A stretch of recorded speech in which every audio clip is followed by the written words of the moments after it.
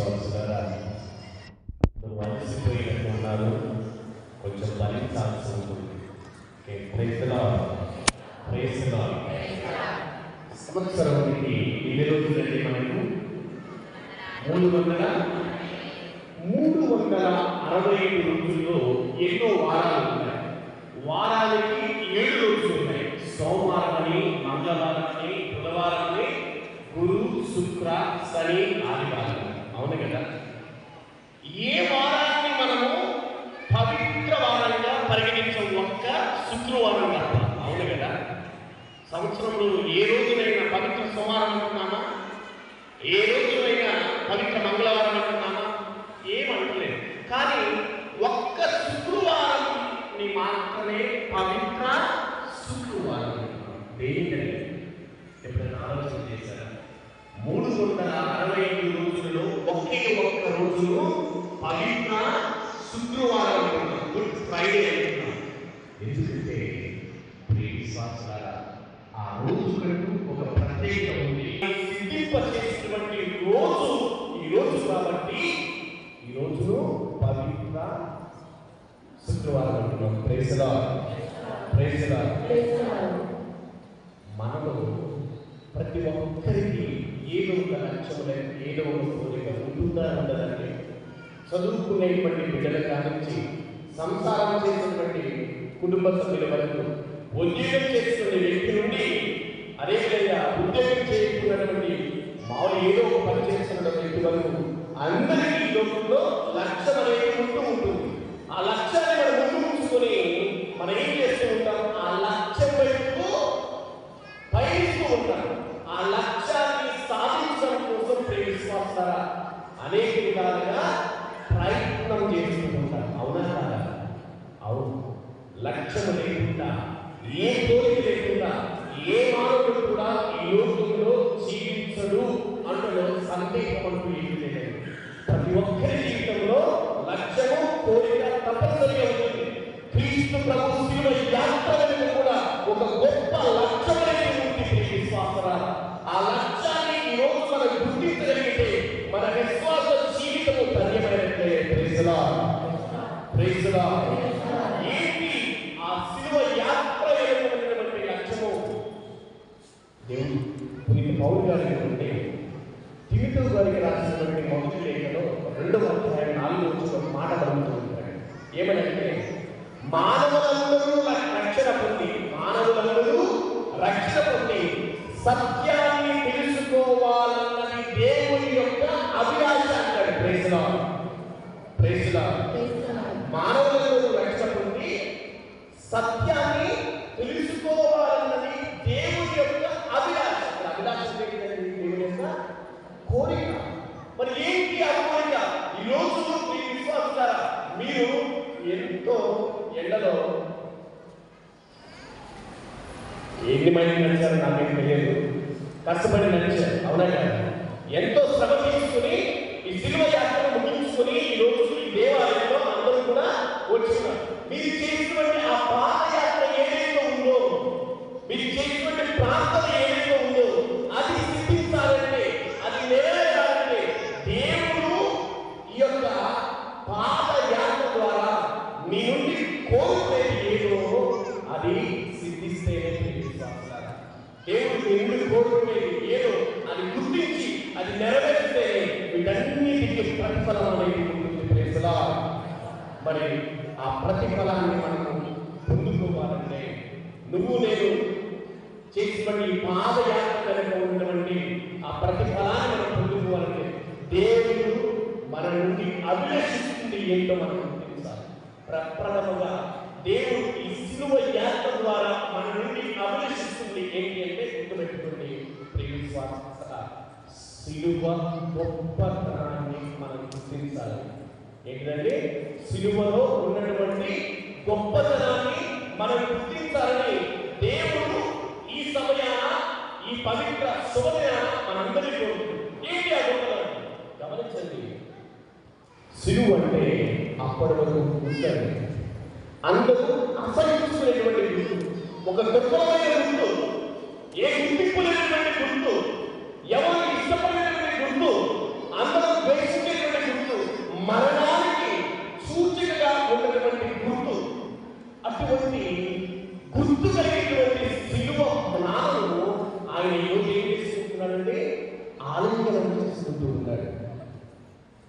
ఆలింగనం చేసుకుంటున్నాడు. ఎంతో గుర్తింపు కలిగినటువంటి వ్యక్తి క్రీస్తు ప్రభు. అవునా కాదా? అవునా కాదా? ఆయన అద్భుతాలు చేసిన వ్యక్తి ఎవరు లేరు. ఆయన వలె ప్రవచించినటువంటి వ్యక్తి ఎవరు లేరు.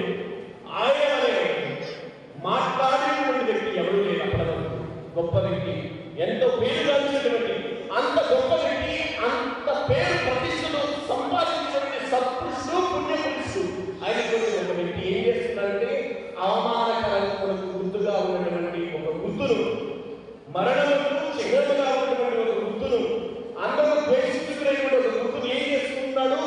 ఆయన చేసుకుంటూ ఉన్నాడు. ఆయనకున్నటువంటి గుర్తింపు ద్వారా గుర్తింపు లేని ఆ మానవుడు ఆయన ఏం చేసుకున్నాడు? ఒక గుర్తింపుని ఇస్తున్నాడు. Praise Lord, praise Lord. తండ్రి వందనం, తండ్రి స్తోత్రం. అవును విశ్వాసులారా, విలువ లేని ఒక గుర్తుకు విలువను ఇస్తూ ఉన్నాడు. అప్పటి వరకు మానవుడికి విలువ లేదండి. కానీ దేవుడు ఆ శిలువ మరణం ద్వారా విలువనిస్తూ ఉన్నాడు. మనందరికీ పరిశుద్ధ గ్రంథంలో కొంతమంది వ్యక్తులను చూస్తూ ఉన్నాం. మత్తయి గారు ఏ పని చేస్తూ ఉండేవారండి? ఏ పని చేస్తూ ఉండేవారు? డబ్బులు కలెక్ట్ చేస్తూ ఉండేవారు. ఎక్కువగా కలెక్ట్ చేస్తూ ఉండేవారు, వసూలు చేస్తూ ఉంటారు. పొట్టి చక్కగా అందరికీ ఏం చేస్తూ ఉండేవాడు? రూపాయి 2 రూపాయలు అదనంగా వసూలు చేస్తుంటారు. ముక్కు పిండి వసూలు చేస్తూ ఉంటారు. ఉన్నతమైన వ్యక్తులే, మంచిగా సంపాదించినటువంటి వ్యక్తులే, ధనం ఉంది, మంచి కుటుంబం ఉంది, కానీ గుర్తింపుందా? లేదు. ఏం చేశాడు? ప్రభు వారికి వెళ్ళి అన్నం తింటుంటే, భోజనం తింటుంటే ఏమన్నారంటే అన్ని తెలిసిన వ్యక్తులు ఈ గుర్తింపు కలిగిన పెద్ద మనిషి ఎందుకు గుర్తింపు లేనటువంటి పాపాత్మ ఇళ్లలోకి పోయి ఆరాధిస్తున్నాడు అన్నాడు. అవునా కదండి? కానీ ఎప్పుడైతే విశ్వాసులారా ఈ గుర్తింపు లేని వ్యక్తులు ప్రభు చేత పిలవబడ్డారో, ప్రభు చేత ఆహ్వానింపబడ్డారో, ఎనలేని గుర్తింపును వారు సంపాదించుకున్నారండి. మత్తయి గారు విశ్వాసులారా అపోస్తులుగా మారిపోయారు. పొట్టి జగ్గయ్య ఆయన హృదయంలో కలిగినటువంటి ఆ మార్పు మనందరికీ తెలుసు. అయ్యా నేను ఎవరి దగ్గర 1 రూపాయి ఎక్కువ ఇస్తుంది, 10 వంతులను చెల్లిస్తానయ్యా అనేటువంటి మార్పు. అవునా కాదు? మగ్దల మరియ గుర్తింపు లేనటువంటి ఒక స్త్రీ, అందరి చేత వెలివేయబడినటువంటి స్త్రీ, సంపబడబోతున్నటువంటి ఒక స్త్రీ. అటువంటి స్త్రీని ప్రభు గుర్తించి పిలుచుకున్నాడండి. పిలుచుకున్న తర్వాత ఆ తల్లి నుండి తప్పు చేయలేదు, గుర్తింపు లేని పని చేయలేదు. అందుకనే ఈ లోకంలో ఎవరికి చెప్పినటువంటి మహాభాగ్యం ప్రప్రథముగా అతనికే అనుభవించాడు. మరిద్దరిని కూడా ఆ గొప్పతనం తగ్గలేదండి. ఏంటి ఆ గొప్పతనం? ఆ తల్లి పిలుచుకున్న గొప్పతనం పునరుత్థానం తర్వాత ప్రప్రథముగా దైవ దర్శన భాగ్యాన్ని పొందుకునే ఒక గొప్ప ధనాన్ని, గొప్ప బహుమతిని అతనికి సంపాదించు. గమనించండి, గుర్తింపు లేని వ్యక్తులకు దేవుడు ఎటువంటి గుర్తింపు ఇస్తున్నాడో మనం గుర్తించాలి.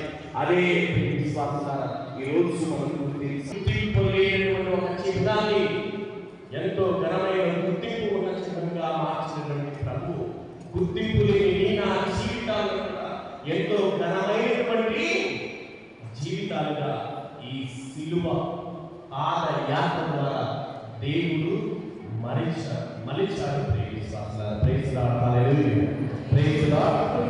తండ్రి వందనము, తండ్రి స్తోత్రం. అవును విశ్వాసం. మరి అటువంటి గొప్పతనం సిలువలో ఉంది.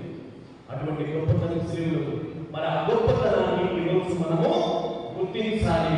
గుర్తించడమే కాదు, దేవుడు ఆ సిలువ నుండి ఆయన చిందించిన రక్తానికి విశ్వాసాల విలువను మనం కలిగి జీవించాలని కూడా ప్రభు అభిలషిస్తూ ఉంటాడు.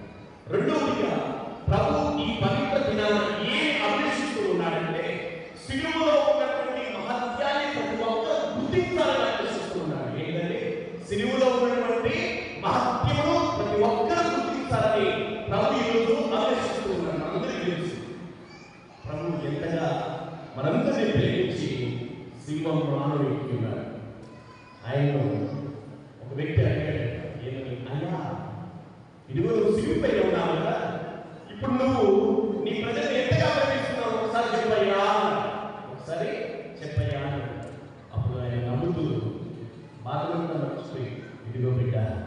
ఇంతగా నేను ప్రేమిస్తున్నానయ్యా అన్నాడు. అప్పుడు అదే ఇంకొక మాట కూడా అంటున్నాడు, ఓకే ప్రేమిస్తున్నాను మంచిది, మరి నేను నిన్ను ఎంతగా ప్రేమిస్తున్నాను అన్నాడు, అడగవా అన్నాడు. నేను నిన్ను ఎంతగా ప్రేమిస్తున్నాను నువ్వు అడగవా అన్నాడు. అప్పుడు ప్రభు ఎంతగా ప్రేమిస్తున్నామయ్యా అంటే ఆ వ్యక్తి అంట శుద్ధి రేకులు తీసుకొని చేతి పైన పెట్టుకోవడం ఆరంభించాడు. Praise the Lord, praise the Lord, praise the Lord. గ్రహించండి విశ్వాసం, ఆ సిలువలో ఉన్నటువంటి మహత్యం ఎంత గొప్పదో మనం గుర్తించినప్పుడే ఈ పాదయాత్రకు విలువను ఉంటుంది. ప్రభు ఎంతగా ప్రేమించాడో మనందరికీ ఆ సిలువ మరణం ద్వారా అర్థమవుతుంది. ఆయన మరణిస్తూ ఇంకొక ప్రాణాలు కూడా కాపాడు. అవునా కదండి? ఆయన మరణిస్తూ ఇంకొక దొంగ ప్రాణాలు కూడా కాపాడు. అటువంటి గొప్ప వ్యక్తి మన మెస్సయ్య. Praise the Lord, praise the Lord. అంత బాధాకరమైనటువంటి పరిస్థితులు ఉన్నా కూడా ప్రభు సిలువ పైన మొట్టమొదటి ఒక మాట అడిగాడు. ఏం మాట అనేది? తండ్రి మీరేమి చేస్తున్నారో వీరికి తెలియదయ్యా, కొంచెం క్షమించు, శిక్షించవద్దయ్యా అని ప్రాధేయపడి అడగడం మనకు అనిపిస్తుంది. మన మనం నోటి నుండి మంచి మాటలు వస్తాయండి, అవునా? ఓదార్పు కలిగిన మాటలు వస్తాయండి, రావని పలుకుతున్నాం. వాస్తవే కదండి. మనం హింసించే వారి కోసం మనం ప్రార్థన చేస్తామని చెయ్యము. ప్రభు కడరాత్రి భోజన పంక్తిలో ఇంకొక మాట కూడా అన్నాడు. ఏ మాటని? బిడ్డ నీ వలే నీ పొరుగు వారిని కూడా ప్రేమించు. అదొక ప్రేమ ప్రేమించాడు. దాని ఒట్టి మాటలు కాదండి, ఒట్టి మాటలు కాదు, చెప్పినటువంటి మాటలు చూసి తప్పక 100% నెరవేర్చారు ఆ మాటలు. అవునా కదా? ఆ మాట ద్వారా అతను హింసించేవాళ్ళు ఉన్నారు, దూషించేవాళ్ళు ఉన్నారు. అక్కడ ఆయన కూడా పల్లెత్తి మాట్లాడారు. అవునా కదా? పల్లెత్తి మాట ఆయన అనలేదు. అనుకుంటా ఏమన్నారు? అయ్యా మీరు ఏం చేస్తున్నారో వీరికి తెలియదు తండ్రి, వీరిని క్షమించు. Praise the Lord. మనం అనగలుగుతామండి ఆ మాట? మనం దూషించే వారిని చూసి ఆ మాట అనగలుగుతామా? మనల్ని హింసించే వారిని చూసి ఆ మాట అనగలుగుతామా? అనగలిగినప్పుడే ఈ సిలువ యాత్రకు అర్థం ఉంటుంది. ఈ సిలువ యాత్రకు ప్రతిఫలాన్ని మనము పొందుకుంటాం. గుర్తించండి, క్రైస్తవుడిగా నువ్వు నేను జీవిస్తున్నాము అంటే, క్రైస్తవుడిగా నువ్వు నేను జీవిస్తున్నావు అంటే ఆ జీవితానికి అర్థం ఎప్పుడు వస్తుందండి? ప్రభు చెప్పినటువంటి మాటలను తప్పక అవలంబించినప్పుడు, పాటించినప్పుడే ప్రేమిస్తాం. ఆయన చెప్పిన మాటలు చెప్పినట్టుగా ఆయన పాటించాడు కనుకనే ఈరోజు ఆయన యాత్రను మనం కూడా స్మరణ చేసుకుంటూ ఉన్నాం. ఆయన పడిన పాపలను మనం కూడా గుర్తు తెచ్చుకుంటూ ఉన్నాం. గమనించండి, అదే దేవుడు మన నుండి అభిలషిస్తున్నాడు. మొట్టమొదటి గుర్తుందండి, అన్ని విని రాముడికి సీతయ్య గారు మొట్టమొదటి విలువలేని సిలువకు గుర్తింపు, అంటే విలువలేని మన జీవితాలకు ఆ యాత్ర ద్వారా గుర్తింపు దయచేస్తారు. రెండవదిగా సిలువలో ఉన్నటువంటి మహత్యాన్ని మనం గుర్తించాలి. ఆయన ఎనలేని ప్రేమను మనం గుర్తించాలి. ఆ ఎనలేని ప్రేమ అనేది ఎట్లా చూపించాలో మనం ఆ మాట ద్వారా అర్థమవుతుంది. Praise the Lord, praise the Lord. మూడవదిగా దేవుడు మన నుండి ఏమి ఆలోచిస్తుంటాడంటే సిలువలో ఉన్నటువంటి శక్తిని మనం గ్రహించాలని ఆలోచిస్తున్నాడు. గమనించండి, సిలువపై మరణించిన యేసు దేవుని యొక్క గొప్ప శక్తి. సిలువపై మరణించిన యేసు దేవుని యొక్క గొప్ప శక్తి, దేవుని యొక్క జ్ఞానం. ఆ యేసు విశ్వాసం, ఆ దేవుని శక్తిని మనము గుర్తించాలి. ఆ దేవుని యొక్క జ్ఞానం మనము అర్థం చేసుకోవాలి. ఏదో ఉందో దేవుడు అద్భుతాలు చేస్తుంటే అందరూ చూసారు, చెప్పడం ఉంటారు. అందరికీ అయిపోయిందంటే దేవుడు వాక్యం బోధిస్తూ ఉంటే అందరూ చుట్టూ నిఘా వచ్చి విన్నారు. అందరికీ ఎంతమంది పాటించారు? ఎంతమంది అద్భుతాల పరమాత్మ తెలుసుకుని జీవితంలో మార్చుకున్నాం? మనం అట్లా ఉండకూడదు. అట్లా ఉండకూడదు. ఆ సిలువలో ఉన్నటువంటి శక్తిని గుర్తించాలి. ఆ సిలువలో ఉన్నటువంటి పరమాత్మ జ్ఞానము గుర్తించినట్లయితే దేవుని యొక్క దీవెనలను సమృద్ధిగా పొందుకుంటాం. మన జ్ఞానహీనం మనం ఎప్పుడు ఉండగలుగుతారు. కొన్ని పౌలు ఎఫెసీయులకు రాసిన 5:14 మనం చదువుకుంటే నిద్రగా లేకో ఎంతకాలం నిద్రపోతా లే ప్రభు వెలుగు నీపై ప్రకాశిస్తున్నది. జ్ఞానహీనమనే కాకుండా జ్ఞానం కలిగినటువంటి వ్యక్తులుగా బుద్ధివంతులుగా జీవించండి కొన్ని పౌలు హెచ్చరిస్తూ ఉంటారు. మనం జ్ఞానం కలిగినటువంటి వ్యక్తులుగా జీవిస్తే ఈ పాద అర్థం అనేది ఉంటుంది. Praise Lord, praise Lord. తండ్రి వందనాలు, తండ్రి స్తోత్రం. ఇంకొక విషయం కూడా, క్రీస్తు ప్రభు ఇద్దరు వ్యక్తులు ఉన్నారు. అవును కదండి, అవునే కదా? ఇద్దరు దొంగలే. క్రీస్తు ప్రభు ఏమో దొంగగా ముద్రింపబడినటువంటి ఒక దొంగలాగా ఆయన వేశారు, సిలువ వేశారు. ఆయన ఏ పాపం చేయకుండా ముద్ర వేసి సిలువ వేశారు. కానీ ఇరువురు ఉన్నారు కదా, వాళ్ళు నిజంగా దొంగలే. కానీ ఇక్కడ గమనించింది, ఒక దొంగవాడు ఆయన చూసి అవహేళన చేశాడు. ఆయన చూసి నిందించాడు. ఒక మాట అన్నాడు. ఏమన్నాడు?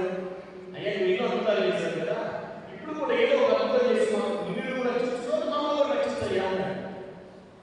అది విన్నటువంటి ఇంకొక వ్యక్తి ఏమన్నాడు? ఆ మాట్లాడినటువంటి ఇంకొక ఏమన్నాడు? చూడలేదు, నేను పాపం చేసి తిరుగులేము, ఆయన న్యాయసమ్మతంగా ఏం చేయలేదు, అయినా కూడా మనవరే శిక్షకు గురయ్యాడు. మాటలు ఆపి ఆలోచన చేయని హెచ్చరించాడు. తర్వాత ఏమన్నాడు? అయ్యా పశ్చాత్తాపం అయ్యా మాట ఏమని, అయ్యా కొంచెం గుర్తు పెట్టుకోవాలి. అవును నేను దొంగవాడు ఏమన్నాడు? కొంచెం గుర్తు పెట్టుకో, అంతే. ఒక మాట అన్నాడు, కొంచెం గుర్తు పెట్టుకోవాలన్నాడు. ఆ మాటకి ప్రభు ఏమన్నాడండి? ఇది రెండో మాట. ఏమన్నా? నిత్తే నీకు నాతో పరలోకానికి వస్తాను. Praise Lord, praise Lord. ఈ వృత్తాంతం ద్వారా మనం గ్రహించాల్సింది ఒకే ఒక విషయం. చివరి నిమిషంలో మనం పశ్చాత్తాపడిన, చివరి నిమిషంలో మనం పశ్చాత్తాపడిన ఆ పశ్చాత్తాపం దేవుడు స్వీకరిస్తాడు. మనకు కావలసిన ముక్తిని దయచేస్తాడు. అది గ్రహించిన దొంగవాడు పశ్చాత్తాపడ మాట్లాడాడు. లోకంలో ఉన్న అనేకులు మనం చేశాడు. చనిపోయిన తర్వాత కూడా పరలోకానికి దొంగిలించుకుపోయాడు. అవునా కదా?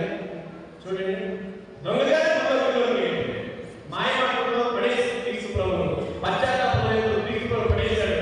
ఆ దొంగవాడు ఏం చేశాడు? చివరికి పరలోకాన్ని దొంగలించుకుని వెళ్ళాడు. Praise Lord, praise Lord. మన చివరి క్షణంలో పశ్చాత్తాపడి పరలోకాన్ని మనం కూడా దొంగవాళ్ళని దొంగలించుకోగలిగితే ఈ యొక్క శిలువ యాత్రకు విశ్వాసాల అర్థమంటూ ఉంటుంది, ప్రతిఫలం అనేది ఉంటుంది. పశ్చాత్తాపం అనేది ఎంతో అవసరము. Praise Lord, praise Lord. ఇంకొక విషయం క్రీస్తు ప్రభు ఎంతో బాధలో ఉన్నాడు. అవును కదండి? ఆయన అనుభవిస్తున్నటువంటి బాధను మన మాటలో వివరించలేదు. అటువంటి బాధలో ఉన్న ఆయన చేసిన గొప్ప పని ఏంటో తెలుసా? ఇతరుల గురించి ఆలోచన చేశారు. ఇతరుల గురించి ఆలోచన చేశారు. మూడవ మాట, ఒక మాట మాట్లాడుతుంటాడు. ఏంటి ఆ మాట? అమ్మా ఇదిగో నీ కుమారుడు. అమ్మా ఇదిగో నీ కుమారుడు. గమనించండి, ఎవరిని ఆయన చేయడం లేదు. మరణం వరకు ఎవరిని ఆయన చెయ్యి విడవలేదు అన్నట్టు నిదర్శనమే. అంత బాధలో ఉన్నా, అంత కష్టపడుతూ ఉన్నా, అంత ఆకలితో ఉన్నా, అంత దాహంతో ఉన్నా, ఎందరో అవమానిస్తూ ఉన్నా, తన వారిని ఆయన ఎన్నడూ మర్చిపోలేదు. దేవునికి స్తోత్రం. Praise Lord, praise Lord. అవును ప్రైజ్. అందుకనే తల్లిని ప్రియమైన శిష్యుడు అప్పచెప్పడం ప్రయత్నిస్తున్నాం. చూడండి, మనం ఎటువంటి స్థితిలో ఉన్నా, ఎటువంటి పరిస్థితిలో ఉన్నా, దేవుడు ఎప్పుడు కూడా మనలను మరువడు అనడానికి ఇది ఒక చక్కనైన నిదర్శనం. ఈ మూడవ అంటే చెయ్యి విడిచేటువంటి వ్యక్తి కాదు. మనం పరిశుద్ధ గ్రంథంలో చదువుతూ ఉంటాం. మన పేరు ఎక్కడ రాస్తున్నాడని చెప్పాలంటే ప్రభు అరచేతిలో. దేవుని స్తోత్రం. Praise lord.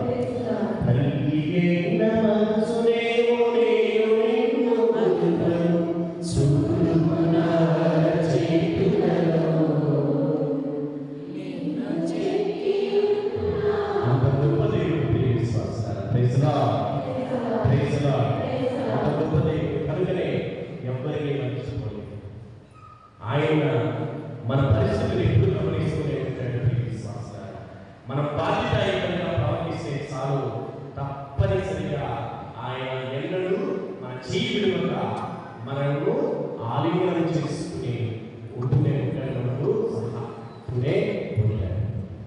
నాలుగో మాటగా ప్రభు అన్నాడు, నా దేవా నా దేవా నన్ను ఎలా విడనాడితివి అని. Praise Lord, praise Lord. అవును ప్రైజ్. సిలువ మరణం అనేది చాలా భయంకరమైనటువంటి మరణం. సిలువ మరణం అనేది భయంకరమైనటువంటి మరణం. వచ్చిన ఉదాహరణ మనం నిమిషానికి ఎన్నిసార్లు శ్వాస పీలుస్తామండి? హార్ట్ బీట్ అనమాట. 72 హార్ట్ బీట్. ఎన్నిసార్లు శ్వాస పీలుస్తాం? నిమిషానికి ఎన్నిసార్లు శ్వాస పీలుస్తాం?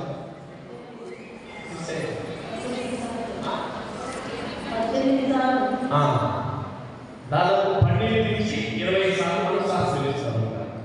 నర్సేమో మీకు కత్తిని పరిచయించాలి. అవును, నిమిషానికి మనము దాదాపు 12 నుంచి 20 సార్లు శ్వాస పీలుస్తున్నాం.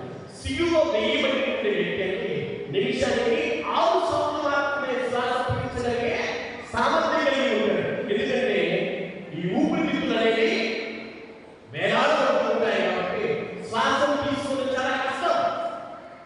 శ్వాసం తీసుకోవడం చాలా కష్టం. అదే కాకుండా సిలువ వేయబడినటువంటి వ్యక్తి వైపు చూస్తూ అనేక మంది అనేక మాటలు ఉంటారు, ఆహ్వానిస్తూ ఉంటారు, దూషిస్తూ ఉంటారు.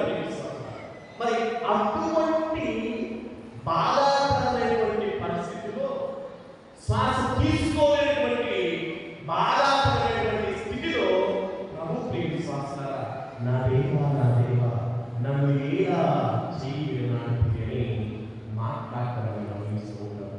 ఈ యొక్క మాట ఇంకొక దానికి కూడా చిన్నగా ఉందండి. ఆనాడు ఆదాములో తెగిపోయినటువంటి బంధాన్ని ఈ మాటలు గుర్తు చేస్తూ ఉన్నాయి. పాపం చేసినప్పుడు దేవునితో ఉన్నటువంటి ఆ సాంగత్యం ఏ విధంగానైతే విశ్వాస ఆదాము బదులు చేస్తున్నాడు, మరి ఈనాడు విశ్వాస మరి ఆ తెగిపోయినటువంటి బంధాన్ని ప్రభు ఆ మాట ద్వారా పునరుద్ధరించడం మనం గమనిస్తున్నాం. బంధాన్ని కలుపుతూ ఉంటే మనం గమనిస్తున్నాం. ఈ మాటలు దాన్ని కూడా గుర్తు చేస్తూ ఉన్నాయి. Praise Lord. అదేవిధంగా దావీదు లేఖనాన్ని కూడా ఈ మాటలు నెరవేర్చడం మనం గమనిస్తూ ఉన్నాం. ఐదవ మాటగా ప్రభు ఇంకొక మాట కూడా ఏ మాట? దప్పిగా అగుస్తున్నది అని మరి ప్రభు మాట్లాడటం గమనిస్తుంది. ఎందుకు ఆ మాట ఆలోచించిందంటే గమనించండి, ఆయన బంధింపబడిన సమయం ఏంటంటే, క్రీస్తు ప్రభు బంధింపబడిన సమయం నుండి సిలువపై మరణించేంత వరకు ఒక చుక్క చేయబడలేదు. పట్టిన అన్నప్పుడు అది కాకుండా ఏం చేసుకున్నాడు? బంధింపబడిన సమయం నుండి ఆయన కొడుతూనే ఉన్నాడు. అవునా కదా? కొడుతూ ఉంటే రక్తము ధారాళంగా శరీరం ప్రవహిస్తూనే ఉంది. అంటే శరీరంలో ఉన్నటువంటి నీటి సాంద్రత క్రమేణా తగ్గుతూ వస్తుంది. ద్రవంలో పోతూ ఉంది. చెంప రూపంలో కానీ రక్త రూపంలో కానీ ఆ ద్రవంతా కూడా బయటకు పోతూ ఉంది. మరి అటువంటి స్థితిలో ఉన్నటువంటి ప్రభు నాకు దాహం అవుతున్నది అనటంలో నేను తప్పుంది. ఊహించుకుని ఒకసారి ఆయన ఎటువంటి బాధలు ఊహించుకుంటారు. అక్షర చుక్క నీరు లేదు, ఒక పక్క కొడుతూ ఉన్నారు, పక్కన అన్నం పెట్టలేదు, ఒక పక్క హింసిస్తూ ఉన్నారు. మరి అది కాకుండా ఆయన దాహం వేసుకుని ఆయన ఏం చేశారు? పాచి తీసుకుని పులిసిన ద్రాక్ష రసాన్ని ఎందుకు ఇవ్వాలనుకున్నారు? నేను ఎందుకు తాగలేదు? గమనించలేదు, ఎందుకు తాగలేదు అనుకున్నారు? పులిసిన ద్రాక్ష రసాన్ని తాగొచ్చు కదా, దాహం తీసుకోవచ్చు కదా, ఎందుకు తీసుకోలేదు? ఎందుకంటే పులిసిన ద్రాక్ష రసం మత్తుగా ఉంటుంది. అదే కాకుండా నొప్పిని తగ్గిస్తుంది. నొప్పిని తగ్గిస్తుంది. దైవ ప్రణాళిక అక్కడ నెరవేరుదనే ఆలోచన కాబట్టి ఆయన ఏం చేశాడు? దాన్ని ముట్టుకోలేదని సహజ సిద్ధంగానే మరణించాలని ఆయన నిర్దేశిస్తున్నారు. కాబట్టి దాన్ని మొక్కలేదు విశ్వాసాలు. అందుకని దాహం వేస్తున్నది అని ఆ మాట పరంగా గమనిస్తున్నాను.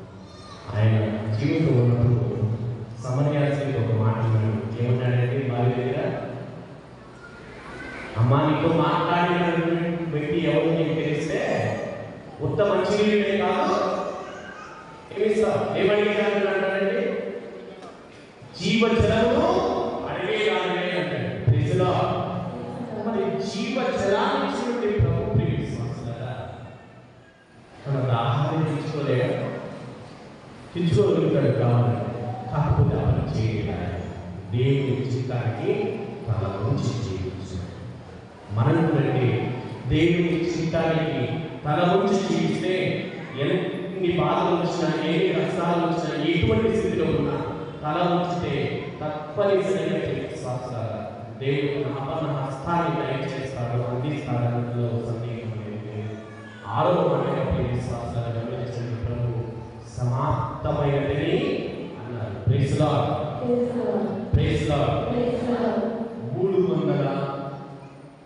382 ప్రవచనాలు నెరవేరాలంటే ముగింపు అనేది కావాలి. అవును కదండి? ఎన్ని ప్రవచనాలు? 382 ప్రవచనాలు నెరవేరాలంటే ఏదో ఒక సమయాన సమాప్తం కావాలి. మరి ఆ ప్రవచనాలన్నీ కూడా నెరవేరాలంటే క్రీస్తు ప్రభు తన ఆత్మను దేవునికి సమర్పించాలి. మరి అది క్రీస్తుటువంటి ప్రభు తన గడియ ఆసన్నమైనదని గ్రహించినటువంటి ప్రభు అని అంటున్నాడు, అయ్యా నా గడియ వచ్చేసింది, అంతా సమాప్తమైంది అని ఆ మాట గమనిస్తూ ఉన్నాం. చివరిగా 7వ మాటగా ప్రభు అంటున్నాడు, తండ్రి నీ చేతికి నా ఆత్మను అప్పగించుతున్నాను. ఆ మాట చెప్పి ఆయన తన శ్వాసను ఆ మాట వెలుగుతుంది. పరమాత్మ వెలుగుతుంటే విశ్వాసం. మనిషి అనేవాడు మట్టి ఆత్మల సమూహం. మనిషి అనేవాడు శరీరం ఆత్మ సమూహం. శరీరం అనేది మట్టిలో కలవాలని దేవుని యొక్క ప్రణాళిక. మట్టి నుండి సృష్టించబడిన మానవుడు మట్టిలో కలవాలన్న దేవుని ప్రణాళికని వాక్యం ఎంతో స్పష్టంగా సరిస్తుంది. మరి శరీరం అనేది మట్టికి చెందాలి, ఆత్మ అనేది దేవునికి చెందాలి. కాబట్టి క్రీస్తు తన శరీరమును విడిచి ఆత్మను తండ్రి చేతులకు అప్పగింపవలసినటువంటి గడియ ఆసన్నమైనటువంటి నుంచి ప్రభు తండ్రి నీ చేతికి నా ఆత్మను అప్పగిస్తున్నాను అని చెప్పి తన ఆత్మను దేవుని చేతిలో పెట్టాడు. సమస్త ప్రవచనాలన్నీ కూడా నెరవేర్చి తాను ఎందు నిమిత్తమై లోకానికి వచ్చాడు ఆ తండ్రి చిత్తాన్ని పూర్తిగా నెరవేర్చి విశ్వాసాల ఈ లోకం నుండి నిష్క్రమించి మన జీవితాలకు కావాల్సినటువంటి రక్షణను, మన జీవితాలకు కావాల్సినటువంటి జీవము, మన జీవితానికి కావాల్సినటువంటి పునరుద్ధరణము, మరీ ముఖ్యంగా మన జీవితాలకు కావాల్సిన పాప విముక్తిని తన రక్తము ద్వారా తాను జీవించినటువంటి పరిశుద్ధ రక్తం ద్వారా మనకు దయచేస్తున్నాము. అందుకే విశ్వాసులారా ఆయన ఈరోజు ప్రత్యేకంగా ఆ దేవుడు చేసినటువంటి ఆ త్యాగ యాత్రను గుర్తు చేసుకుని ఆ త్యాగ యాత్ర ద్వారా దేవుడు మన నుండి ఏమి అభిషిస్తున్నాడో ధ్యానం చేస్తున్నాం. మరి ఆయన ఏమి అభిషిస్తున్నాడో మనం గుర్తించినట్లయితే తప్పనిసరిగా ఆయన చిత్త ప్రకారం మనం కూడా నడుచుకుంటాం. ఆయన చిత్త ప్రకారం నడుచుకుంటూ మనం కూడా మన జీవితంలో ధన్యం చేసుకుంటాం. కాబట్టి గుర్తుంచుకొని గుర్తు లేని శిలువ ద్వారా గుర్తింపు దయచేసి గుర్తింపు లేని ఈ మానవ జీవితానికి ఆయన గుర్తింపు. రెండవది విశ్వాసాలు ఎంతో ప్రేమను ఆయన రుచి చూపించాడు. మరి ఆయన ప్రేమను రుచి చూపించిన మనము ఇతరులను కూడా మనమే ప్రేమించాలి. మూడవదిగా శక్తి, శిలువ శక్తిని మనం గ్రహించాలి. ఎంతో శక్తితో ఎంతో జ్ఞానంతో మరి ఆయన ప్రతి ఒక్కరిని ఆదరించాడు, ప్రతి ఒక్కరిని ఆశీర్వదించాడు. కనుక ఈ యాత్ర చేసేటప్పుడు కూడా అందరినీ ప్రేమించాడు, ఎవరిని దూషించలేదు. మరి అదే మనస్తత్వం కలిగి మనము జీవించాలి. దొంగవాణి వలె మనం కూడా పరలోక రాజ్యాన్ని ఈ లోకం విడిచేటప్పుడు దొంగిలించుకునిపోతే అంతకంటే మహా గొప్ప భాగ్యము పిత పుత్ర పవిత్ర నామమున ఆమేన్.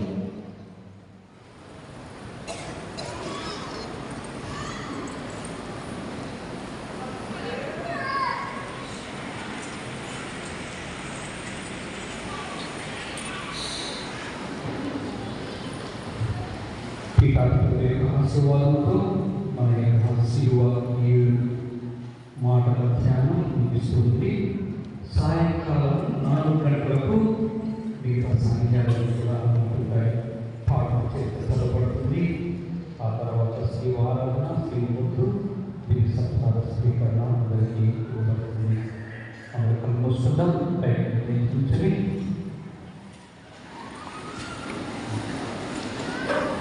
కలుమొస్తుందాం. విశ్వాసంతో చేతి జోడించి ఈ పవిత్రమైనటువంటి రోజున ప్రభువు మనందరి కోసం మరణించినటువంటి ఈ రోజున వారి యొక్క ఆశీస్సులు శ్రీమూర్తులు ఆ యొక్క సమయంలో చెప్పిన పరిశుద్ధ బాబు గారికి పంపబడుతుంది. సాధారణంగా ఉదర స్వభావంతో ఇవ్వాలని మనం చేస్తున్నాం. ఇప్పుడు క్రీడాకారుల యొక్క చిన్న ప్రార్థన ఆశీర్వాదాలు.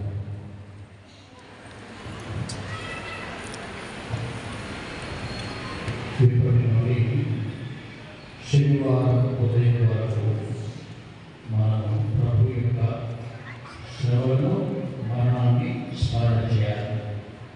ఈ సమయమంతా కూడా దాదాపుగా మౌనంగా జరగాలి. మౌనంగా, పెద్దగా మాట్లాడకుండా మౌనంగా, మౌనం దేని సంగీతం అంటే ప్రభు యొక్క శ్రమను, ఆయన మరణాన్ని మనం స్మరిస్తూ ధ్యానం చేస్తున్నాము. మంచి సూచనలు మనము ఈ సమయాన్ని గడపాలి. కాబట్టి ఎలాంటి ఆడవాళ్ళు కానీ పెద్దగా మాట్లాడడం కానీ లేకుండా ప్రత్యేకంగా ఈ సమయాన్ని గడపాలని మనం చేస్తున్నాం. ప్రభు మీతో ఉండుగాక. సర్వశక్తి గల సర్వేశ్వరుడు పితా, పుత్ర, పవిత్రాత్మ మిమ్మల్ని ఆశీర్వదించి కాపాడు.